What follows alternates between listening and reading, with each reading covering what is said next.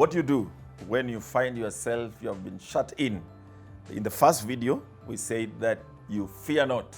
In this video, we are going to discuss the second thing you should do when you're shut in. Think deeply. This is CITAM Church Online, and I'm Jotham Munene. Welcome.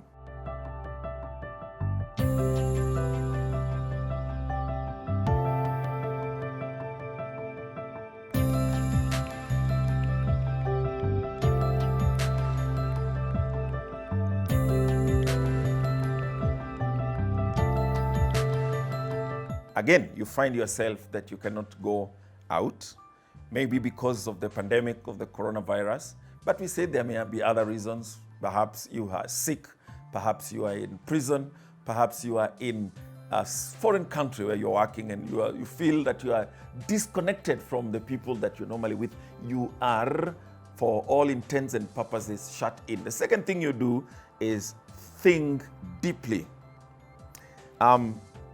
Maybe you've been very busy working, traveling, helping people, and you've not had time to pause and think the big issues.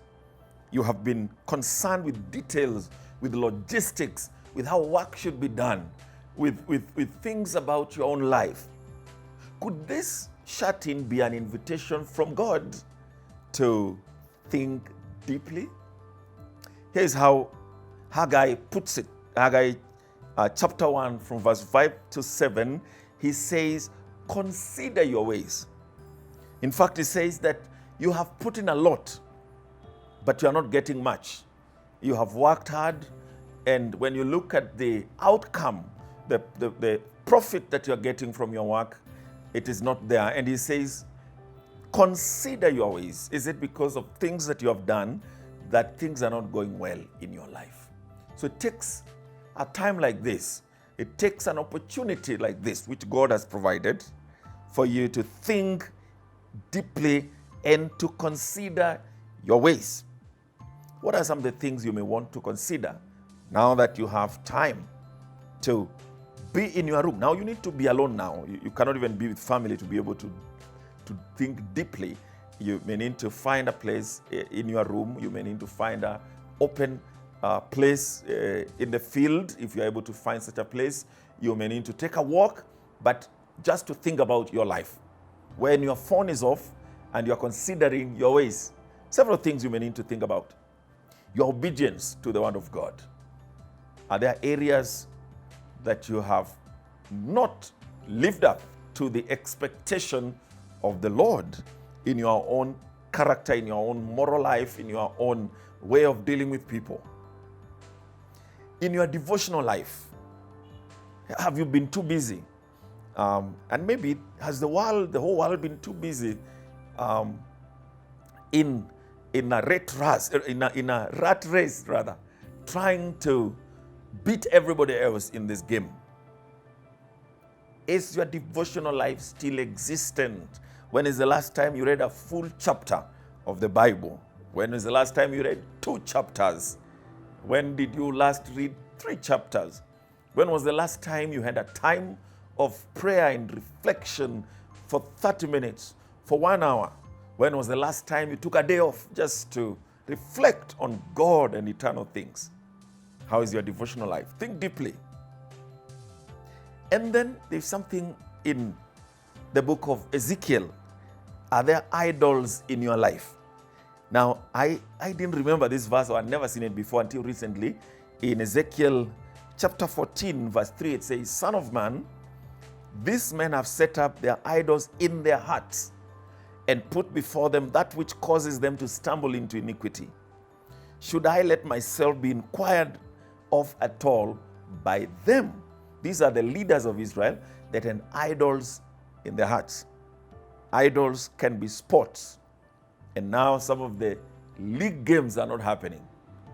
Idols could be pleasure. Idols could be money. Idols could be higher education. Idols could be just, luxury and trying to have joy and having a good time. What is it? Or it could be social media. What is it that is taking the place of God in your life? It is time to think deeply about idols in your life. Are you loving the people around you? Are you forgiving people? Or are you carrying grudges? Are you joyful?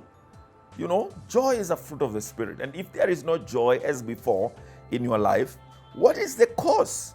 This is a time to ask these kinds of questions. Are you giving to the work of God? In fact, in the case of Haggai that I quoted, it had to do with them building the house of God.